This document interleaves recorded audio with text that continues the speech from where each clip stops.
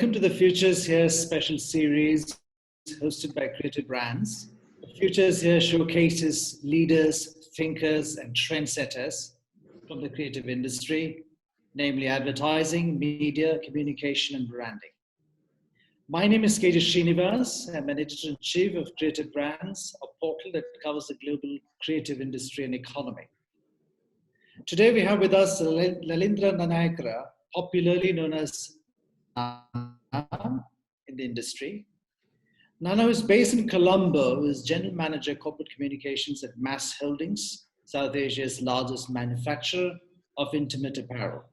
Nana needs little introduction. A well-known communications professional with over 20 years behind him, Nana has worked with some of Sri Lanka's leading advertising agencies and corporates, including Ogilvy Bennett, with a stint in Australia also.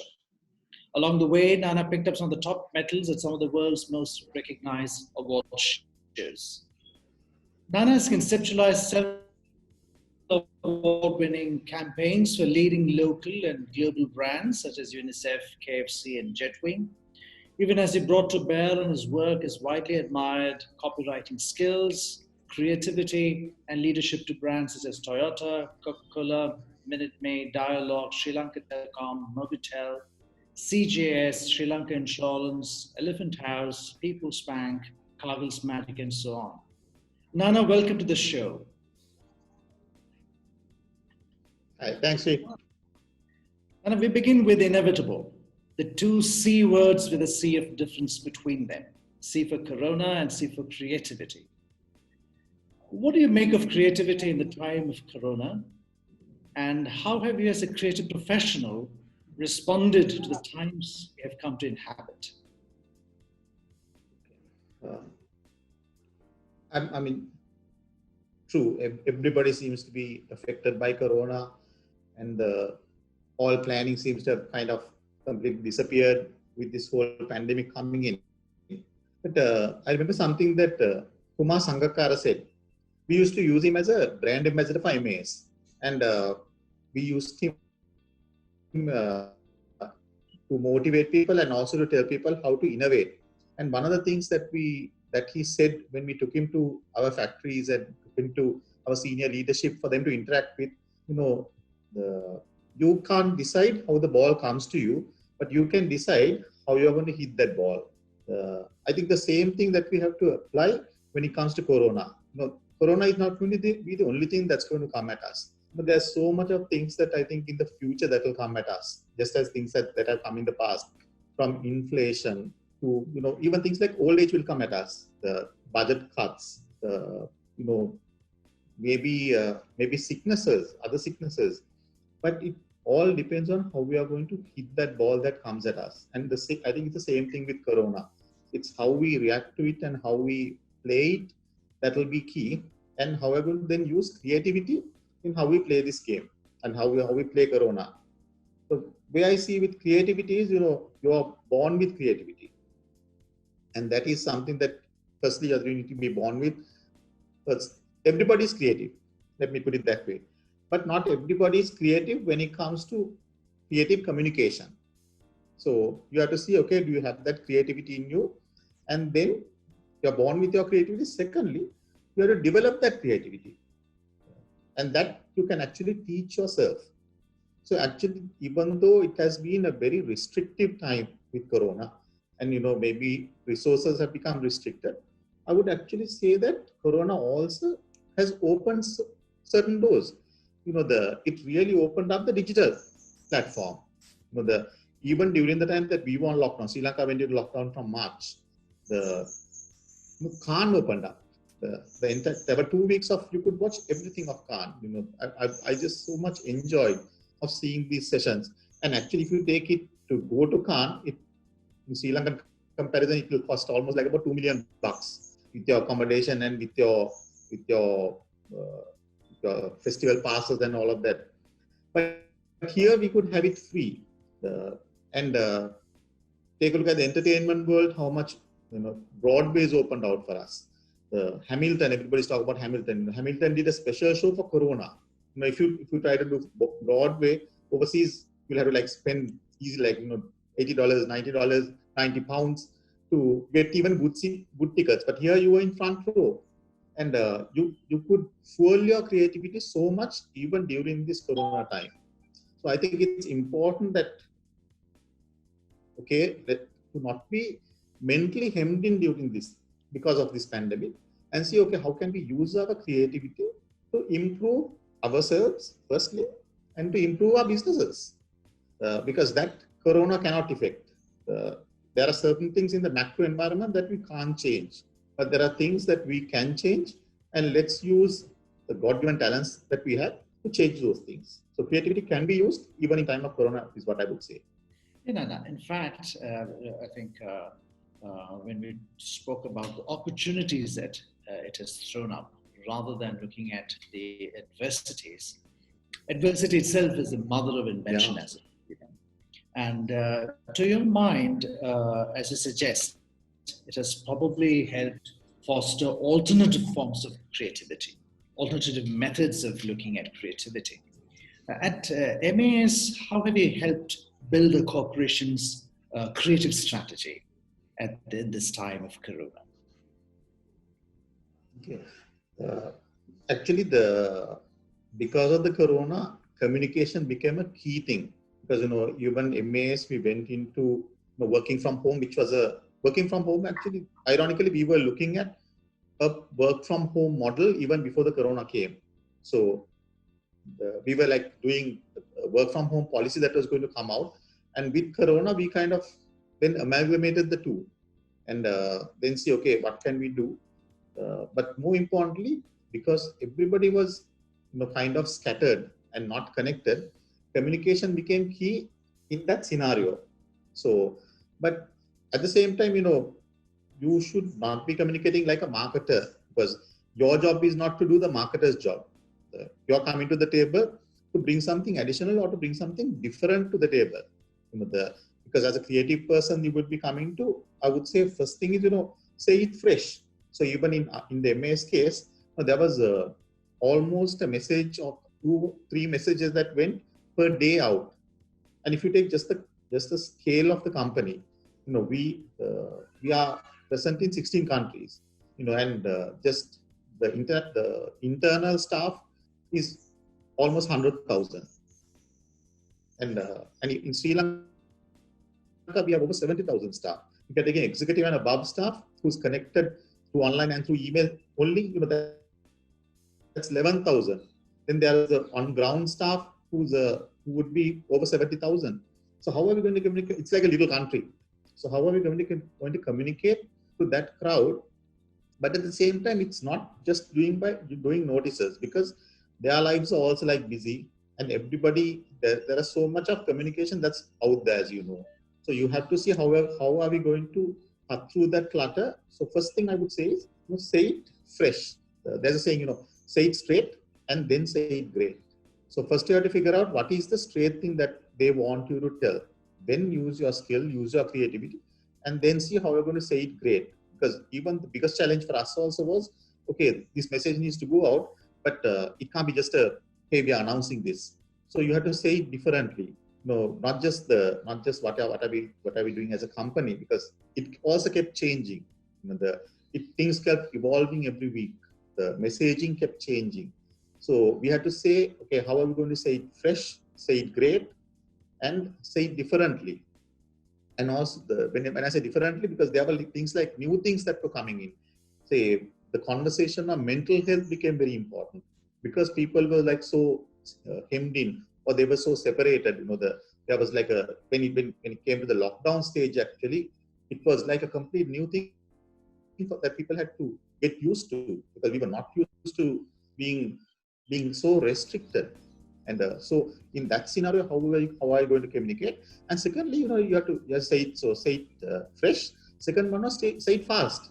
You can't say it like 2-3. I need to make it like nice. I need to take my time. I need to come up with an idea. It's so different that I will need like 2 days. That was not an option. Suddenly, you had to communicate. They would tell you, this is what needs to get communicated in the morning. You have to maybe send that message out in a few hours sometimes. Or by next morning, you have to have that message going out. So you have to say it fast also. So you have to develop methods, develop modules, develop work processes that could say it fast, because again, your team is suddenly not sitting with you anymore. So you have to see, okay, what is the message, how do you communicate with your writer, how do you communicate with your art person, how do you bring that in, how do you quality control that, how do you then give your feedback and get the best thing out, how do you look at options, do we give options, do we which option do we improve.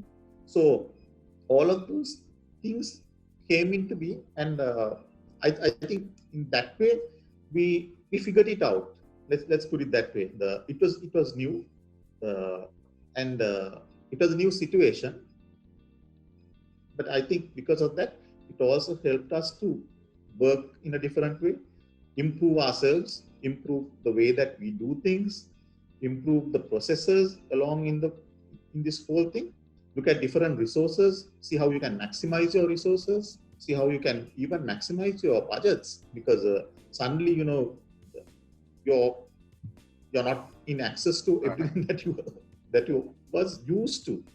So I think the world went through a different time, and even at MAs and the communication went through a different time. Nana, I think the next question I had in mind, I think you have answered partly in this question. Nonetheless, I'd like to press on it again.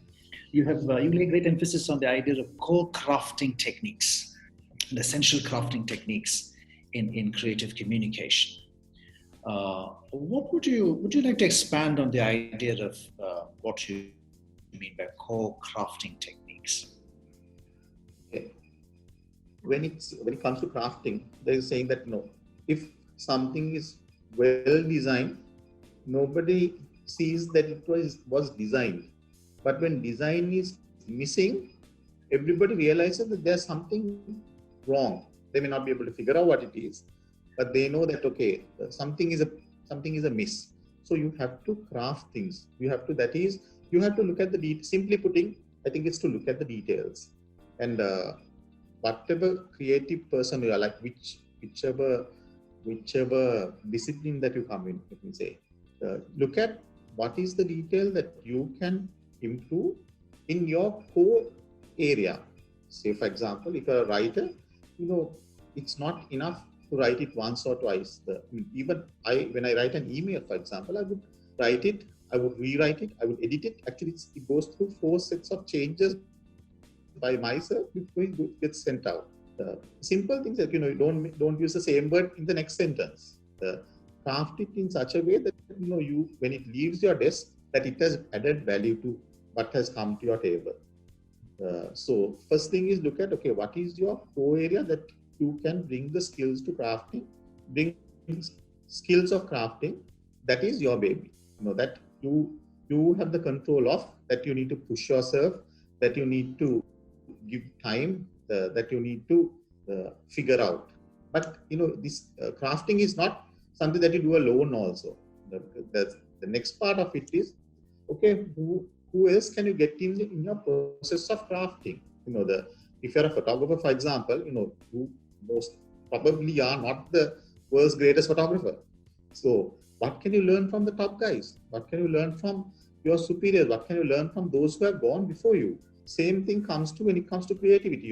If you're doing a piece of creativity, if you're a copywriter, if you're an art director, if you're into the production side of it, if you're doing the visual graphics, if you're doing animation, what can you learn from? Who can you learn from? It can be from your immediate superior. It should be also people who are skilled in that area. So look at how you can also improve your skills by looking at others and learning from others. That's the second way that you can improve your crafting skills and your co-crafting. Thirdly, look at supplementary crafting. That is, you are comfortable and you're in your comfort zone with your core area of discipline. If you're a writer, you're comfortable being a writer. But see what else can you bring, because more and more, what we are seeing is that you need to be multitasking. You need to, if you're a writer, you need to be a good presenter, for example. You need to develop your persuasion skills. I know an art director who actually developed his skill of local writing, and he became like one of the good guys because he suddenly had these both skills that he brings to the table, and he became the value of what he does goes up, and the value of that person also. So look at supplementary skills, and sometimes the supplementary skills can be like in different areas, because you can still learn the disciplines from that. Let me give you an example. My son started writing a book during the lockdown. He's sitting for his junior high exam, which is like, it's called in Sri Lanka, it's called the O levels. So that is like your highest level up to grade 10 you study, and then you have this big national exam. While he was doing that, he wanted to start writing a book. So I said, fine, as long as it doesn't affect your studies, write a book. And now he is on 30,000 novel. But now he asks things from me. Okay, how can you improve your writing? Shows it to my wife, because she's also she's an English teacher, and she has learned that skill, so she would like edit it and all that. But he also looks at masterclass, right? And not just looking at masterclass writers, but he looks at masterclass Gordon Ramsay, for example, because Gordon Ramsay will tell you how to garnish your dish. So what kind of detail you need to be looking at, so that you bring to the story, and what he learns from those things he brings to his writing skills. And so that is the third way that you can develop your crafting, by looking at developing supplementary areas that will help your core area. Nana, let me take you to another area which is very dear to you, that of typography. And in fact, if I could quote you, you have said how instead of just using text for a headline or as an accompanying copy, typography can be used to drive an entire campaign or concept. But given the digital explosion in communication currently, as we speak, how do we employ typography as an effective tool? I think when it comes to typography, Srini, the one thing is this generation, I mean the millennials and the zillennials, they also need to know where things are coming from. It's good to be future focused, but it also is good to be educated on the past. So I think when it comes to typography, you need to know your basics. You need to know where things are coming from, even from as simple as, from serif to sans serif to typography. What does type involve? Now at MAs, actually we looked at a corporate font, for example, and when we looked at the alphabet of that particular corporate font, we found that two of the letters had a slight millimeter in the two type font, millimeter extra. So when you actually, for example, when you write a headline, you will have that small gap. So you have to, as an art person, you have to fix that manually. So things like that. You need to know the basic of the typography, because typography, as you said, is very important. If you take it's like a dress. For example, you want a beautiful dress. That's fine. That is your core creative product. But typography is like the color of that dress. If the color is wrong, there's something missing in your piece of communication. Because typography can really set the tone for how you are going to talk to someone. Now, the sad thing is that you don't need to be developing, as you said, because of the digital age, you don't need to be developing that skill, because it's kind of freely available. You jump on Acid Fonts and you can download any font that you want without even paying for it. Because that's how those designers want it. They want you to use your type that they have created. But if you use the right type, then you can. They're saying that Jim Atchison made once. Does it come from the brand bottle? So even the type that you use, you have to ask yourself, does it come from the brand bottle? For example, you said, okay, UNICEF. When we did UNICEF, there was, for example, like things like the back to school. Last year, we had a huge situation in Sri Lanka because there was these Easter attacks, and we went in for curfew, and the parents were like fearful of sending their children back to school after a few weeks. So we had to do a huge campaign telling them, things are safe, but you can send your child back to school. Do not worry. Now, what is the type you're going to use for that? No, it can't be so individualistic like a chalk type of font because it's not teaching them. But it can't be like something like a serif font which has sharp edges. So the typography that we chose very carefully after looking at so many things. So my advice is remember that do not forget that type is also one of the tools you can use definitely when it comes to communication, even in your digital things. Because don't use it because it's freely available, but use it because there's a reason for using it. And develop that voice, develop because you would be handling so many different clients, develop different voices for different clients because each brand, each product, service needs to be talking in a different way to the audience. So develop that voice. One of the tools you will be using for that is type. There'll be like other things that you would be using, your the language that you use, the copy that you use, so on and so forth. But type is also important and stick to that. Do your research, do your background, and do your homework, and then develop that type and develop that skill as a design person because there's so much more that you can do with type. And also I would say that when it comes to Asia is very type heavy, type rich. The Indian culture you can see, the Sri Lankan culture, Chinese, the most Asian cultures are very rich with type because it's in our blood. It kind of goes with what we do, and so part of it is in our genes also. So use that, bring it out, and I think we can do much greater things with type. And I've seen like examples of even my art directors when they spend that time when they give that TLC what they develop. Nana, recently MAS released a rather popular campaign for safe voting, laying emphasis on safety first while urging the voters to exercise their franchise. MAS was also among the earliest of Sri Lankan companies to sign up for the United Nations Global Compact way back in 2003. How have you crafted MAS's persona, or rather the public persona? And how do you meld creativity and the company's core values? Actually, the UN Global Compact is a very good tool for us to get our content from, because especially when it comes to a large organization like MAS, each sector has so many people working on it. So sometimes it's not so easy to get everything in one go. So when you're creating content has to be created of your creativity has to be based on proper facts and proper direction. It can't be, okay, I'm going to create this that looks nice or sounds nice. No, it has to be communicating a certain fact or a certain benefit to someone else.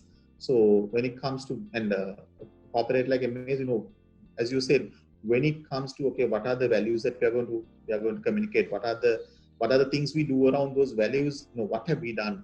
So each year we put this COP report out, and what is great is that it's like a one-stop shop that tells you, okay, these are the areas that we have looked at, and these are the projects that we need to talk about. That these are projects that we can talk about. These are things that people will like to hear about. This is what we have done. Because not everybody knows everything that we do, and that's a fact in any corporate. But we can use I would say content bases like this to communicate, and in the manner that we want to. And also internally, what we would do is, we would have a plan of, okay, what are we going to do? How are we going to communicate these things so that it comes in the proper time, it comes in a planned manner, it comes through proper channels. On the first thing that you mentioned was actually it's not a voting kind of thing that we did. It's on this thing of don't let your guard down, because what we realized was even internally, even now if you take a look at the public, in Sri Lanka, I'm saying it's kind of okay, maybe the threat is not that bad. Okay, maybe we'll take a mask because according to law we are supposed to take one, but don't wear it over your face. Wear it on your neck or something, and that is becoming. So we are becoming less active in how we protect ourselves. So this was all about, okay, please go ahead and vote, but don't let your guard down when it comes into what you do in public. And also what we are doing internally also, like there's a whole campaign that we've started and it's right now rolling out as well. Don't let your guard down, whether you're in office, whether you're out there in a factory, because it's not about only protecting yourself, because you become the first line of defense. And that is what we wanted to communicate towards. Nana, just academic curiosity, do you work with an external agency or do you have your own team within Mass Holdings? We actually work internally in most of the time, because we have a corporate communications team, and then we also have divisional communications team, and we also have project communication teams. So we work together on the projects, and but sometimes if we need to produce something, we definitely then we would be using external resources for production purposes. But I would say the comms team is highly involved. Have you cut down on communication budgets, or you continue to deploy the same resources for communication? It depends on which areas. So one area that we have taken a step back on communication is on sports. For example, we were very strong on sports communication, but right now anyway the sports is not happening. So that budget we have taken it. We have cut back on that. But on the other things, it's still going on. I think it's more of a let's plan it out. Let's wait and see if things need to change. Let's change it. But right now we are on course on the things that we have planned for the year. Finally, Nana, tell us about some of those works, one or two or three works that have been defining points in your creative career. And how do you define that work? By the medals it wins, or by the ROI that the brand gets? Okay, let me start with something that Ogilvy said when I was working in Ogilvy. Ogilvy has a book on Ogilvy on advertising, and in it he says don't make an ad that you're ashamed to show your wife. Let me give a positive spin on that. Make communication that you're proud that your family would like to see. So I think my defining things have been always things that that I've been like really proud to tell my family, hey, I did this. Because I think a creator's biggest thrill is any creator, not just communications creator. It's when it goes out into public, and how does the public take it? And being proud of being known for the person who was behind the thing. So I think awards is good, but there are different criteria I think that you need to take a look at. One is that did it make an impact in the market? So I think that when I look at my career, at the beginning, one of that side in Toyota, I remember they brought this truck called Dyna, and I mean we did this whole campaign called it's like working with dynamite, and the might dynamite, MIGHT might, and but the good thing is that I remember they said at that time they brought some 20 or some trucks, and they said that the campaign they sold it, and that brought the biggest joy. Rather than not just being proud of what you did, because say the thing is creativity is not the message. Creativity is only the vessel. So you have to see, okay, what am I using my creativity for? It has to be on solving a business problem or solving a society problem. It should be used for solving a problem. The communication creativity also it's about solving a problem. What is the problem that you're solving? Or it might be just the problem of not enough people know about this, so I want more support coming in. That can be the problem itself, but it should be solving a problem. So I think the defining should be, what is the impact that you do. But secondly, okay, I think the awards are important simply because of the standards. My second son loves to play cricket. He's only 11, but he bowls in a way that he swings the ball in the air, and I think that's a God-given skill. But I tell the guy, hey, there's no point in I can't face him, but I tell him, there's no point in you playing only with me. You have to go out there, play with your schools, play in your school, see whether your skill is up to a certain mark. Go to the matches, test that skill. And it's the same way with creativity, Okay, we might be creating things, but we don't know whether it's good or not. So how do we know the standards? So we need to have submitted it, have to have it judged and being recognized on the fact that it's great, it's good work, it's great creative work, it's well crafted, it's well thought of, it's a great idea, it's making the impact that it wants, the thought process is good, the executions are good. So in that way, even when I would win at a creative award, yes, it does help, and it does help in the journey. But I won't say that that is the only thing that should define what you do. One thing is it should define what's the impact that it makes on the people who really care about you. Are you proud of what you are doing? And secondly, is it really like achieving the results that you want it to happen? Thirdly, is it achieving certain levels of or certain standards of performance as agreed or as set out by locally or internationally? So at local awards or international awards, but that should not be the reason that you do your work.